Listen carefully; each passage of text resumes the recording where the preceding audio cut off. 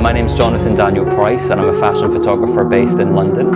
I also run a men's style blog called GarconJon.com. I've been a photographer for about 8 years now, I'd say, and living in London for about 5. So Garcon Jon has become a nickname for me, but that's not how it originally intended to be. I started my first blog in 2007 and that was called Le Garçon de Glasgow.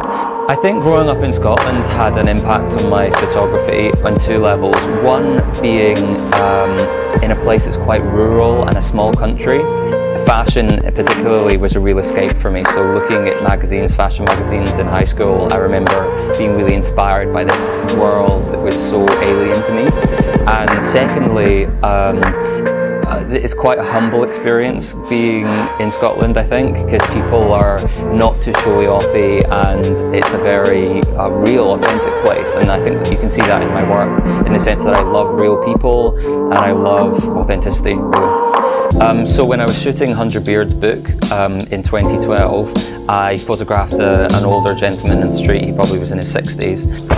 It has 200, so that was new cover and then new images, which was from all over the world wherever I travelled. So the first 100 were just London, and then wherever I travelled. And actually there were some great stories. So this guy, I stopped him in Berlin and explained the project, and he was a tourist from Italy. He was only there for a few days, and he had actually bought a copy of the first book and was already a fan. So it was this weird situation where I was in Berlin and there was an Italian guy and he already knew about the project. It was just like so surreal. So yeah. Yeah.